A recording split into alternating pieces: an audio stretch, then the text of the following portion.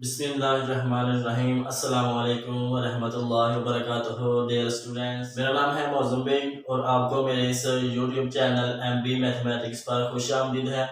Students, इस video में हम लीनियर डिपेंडेंस और लीनियर इंडिपेंडेंस का जो कंसेप्ट है इन ऑर्डिनरी डिफरेंशियल इक्वेशन में, इसको अंडरस्टैंड करेंगे। तो सबसे पहले हम स्टूडेंट्स देखते हैं कि लीनियर डिपेंडेंस क्या होती है। तो इसकी डेफिनेशन क्या है कि two functions are said to be linearly dependent if there exist two constants such that इसमें अगर हमारे पास कोई y1 of x and y2 of x, ये कोई दो फंक्शन है, ये लीनियरली डिपेंडेंट होंगे और x बिलोंग करता है किसी इंटरवल को। ओके स्टूडेंट्स, तो क्या होगा कि two functions y1 of x and y2 of x are said to be linearly dependent on an interval if there exist two constants c1 and c2 not both zero। Okay students, ये दोनों zero नहीं होना चाहिए। such that students y1 of x और c1 plus c2 y2 of x is equal to 0, और ये होना चाहिए identically is equal to 0। Two functions are said to be linearly dependent on an interval if there exist two constants not both zero such that this। Okay students, इसकी हम एक example देखते हैं। जैसे मैं कहता हूं कि 2a की पावर 2x और 5a की पावर 2x, ये दोनों फंक्शन जो है ये लीनियरली डिपेंडेंट है।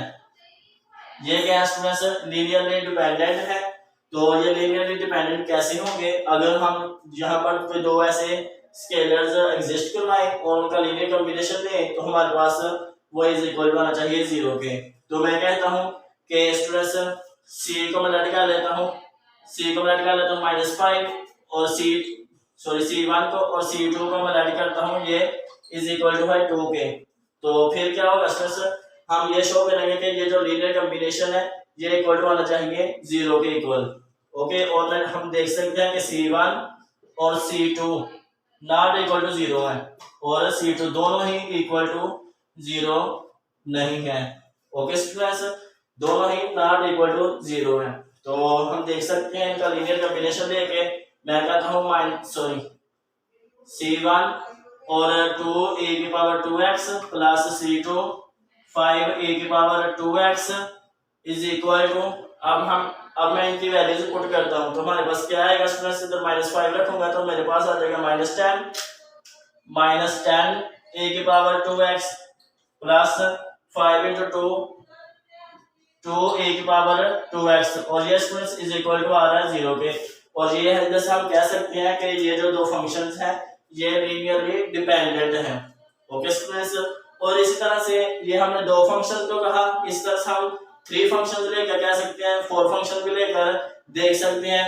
तो हम जनरली कहते हैं कि if n functions are said to be linearly dependent on an interval if there exist n constants such that this linear combination is equal to 0, और वो जो सारे कांस्टेंट्स हैं वो नॉट ऑल 0 होने चाहिए, उनमें कोई ना कोई एक या एटलीस्ट वन कांस्टेंट जो है ना वो नॉट इक्वल टू 0 होना चाहिए। ओके स्टूडेंट, तो हम उनके एक एग्जांपल देखते हैं। मैं कहता हूं कि 3 functions are linearly dependent on an interval. तो इसमें मैं कहता हूं कि ये जो हमारा x है ये बिलोंग करता है set of whole real number को। ओके स्टूडेंट्स, तो इसके बाद हम एक और एग्जांपल देखते हैं। तो उसमें हम कहते हैं कि इधर मैं लिख लेता हूं a की पावर -4x। मैं कहता हूं कि ये तीनों फंक्शन जो है ये लीनियरली डिपेंडेंट है और x belong to whole set of real number. तो then there exist 3 constants such that c1 into e की power -4x plus c2 e की पावर 2x और साथ 2 आना है प्लस C3 5 e की power 2x is equal to 0। और ये जो स्टूडेंट्स तीनों C1 C2 एंड C3 ये नॉट ऑल 0 होने चाहिए, नॉट ऑल 0, ये तीनों 0 नहीं होने चाहिए, इनमें कोई ना कोई जहाँ वो नॉन 0 होना चाहिए, at least one must be non 0। तो मैं कहता हूँ कि मेरा जो C1 है ये इक्वल टू है 0 के, और C2 जो है स्टूडेंट्स मैं कहता हूँ कि ये -5 के इक्वल है, एंड C3 जो है ये इक्वल टू है 2 के। तो उधर से हम लेफ्ट हैंड साइड लेकर देख सकते हैं, लेफ्ट हैंड साइड कंसीडर करते हैं, तो उधर से हमारे पास ये आ जाएगा 0 और ये आएगा -10 e की पावर 2x और ये आएगा प्लस e की पावर 2x और ये इक्वल टू आ गया 0 के, which is equal to right hand side. Thus these functions are linearly dependent on this interval. तो इस तरह से हम स्टूडेंट्स देखते हैं कि कब कोई फंक्शन जो होते हैं वो कब लीनियरली डिपेंडेंट होते हैं। इसके अलावा एक और इम्पोर्टेंट पॉइंट आता है कि functions are two function are said to be linearly dependent if and only if one of them is a constant multiple of the other function। Okay students, तो क्या होता है कि दो फंक्शन जो है वो लीनियरली डिपेंडेंट होंगे अगर उनमें से कोई एक फंक्शन किसी दूसरे का कांस्टेंट मल्टीपल हो। तो उसको भी हम स्टूडेंट्स देख सकते हैं, इसका आप स्क्रीनशॉट लेना चाहें तो ले लें। तो उसके लिए मैं कहता हूं कि ये जो C1 है ना, ये मैं कहता हूँ C1 नॉट इक्वल टू 0 है। तो इसके बाद क्या आएगा students, C1 is y1 of x is equal to -C2 y2 of x, और इधर से हमारे पास आता है y1 of x -C2 upon C1, चूंकि C1 जो वो नॉट इक्वल टू 0 है इसलिए हम उसको रेसिप्रोकल में लेकर जा सकते हैं, तो is equal to y2 of x आ जाएगा। और अब हम स्टूडेंट्स इस पूरे कांस्टेंट को जो है ना वो हम लेट कर लेते हैं कि ये इक्वल टू है C के और y2 ऑफ x। तो हम कह सकते हैं कि one function is a constant multiple of the other. तो इधर से स्टूडेंट्स लीनियर डिपेंडेंस की एक डेफिनेशन हमारे पास आ गई कि two functions are said to be linearly dependent if one of them is a linear combination is a constant multiple of the other function. Okay student, ये थी डेफिनेशन लीनियर डिपेंडेंस की। अब हम इसके वजह से देखते हैं कि लीनियर इंडिपेंडेंस ऑफ फंक्शंस का क्या मतलब है। तो क्या होगा, इसकी डेफिनेशन क्या है कि two functions are said to be linearly independent on an interval if there exist two constants which will must be equal to 0 such that this. अगर हम कहते हैं कि y1 of x and y2 of x ये कोई दो function है किसी इंटरवल पर और ये दोनों लीनियरली इंडिपेंडेंट होंगे if there exist two constant C1 and C2 which will, ये दोनों जो है C1 और C2 will must be equal to 0 such that C1 y1 of x and C2 y2 of x is equal to 0 identically. तो ये हम तब हम कहते हैं कि दो फंक्शन जो है वो इक्वल टू 0 होंगे students. Sorry, two functions will said to be linearly independent if there exist two constants such that this। तो इसकी हम स्टूडेंट से एग्जांपल देखते हैं।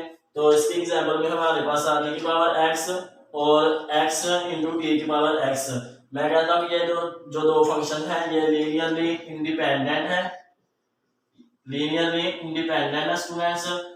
तो चूंकि because C1 e of x plus C2 x e की power x is equal to 0। अब हम कोई ऐसे दो कांस्टेंट्स जो है ना वो फाइंड नहीं कर सकते जो दोनों जो है ना दोनों में से कोई एक नॉट इक्वल टू 0 हो। ठीक है, अगर वो दोनों में से कोई एक नॉट इक्वल टू 0 आ जाए और ये इक्वेशन जो है सेटिस्फाई हो जाए तो फिर हम कहते हैं कि दो फंक्शन जो है ये लीनियरली डिपेंडेंट है। लेकिन इधर हम स्टूडेंट कोई भी ऐसे दो कांस्टेंट जो है वो फाइंड नहीं कर सकते सच दैट इनका जो लीनियर कॉम्बिनेशन आए वो इक्वल टू आए 0 के। So this is possible only when C1 and C2 is equal to 0। Thus these two functions are linearly independent. तो इसके अलावा स्टूडेंट्स जो दूसरा पॉइंट है इसकी डेफिनेशन में वो ये है कि two functions are said to be linearly independent if and only if one of these functions cannot be written as a linear combination of the other। Okay, इसमें हम क्या है, sorry, can not be written as a constant multiple of the other, ठीक है, linear combination में constant multiple of the other functions. तो ये थी स्टूडेंट्स की डेफिनेशन लीनियर इंडिपेंडेंस की। इसी तरह से हम जो है वो फॉर एन फंक्शन के लिए भी इसको देख सकते हैं। मैं कहता हूँ कि एन इज इक्वल टू 3 के, तो हम क्या 3 फंक्शन लेकर देखते हैं, तो तब क्या होगा स्टूडेंट्स, उसमें हम कहते हैं कि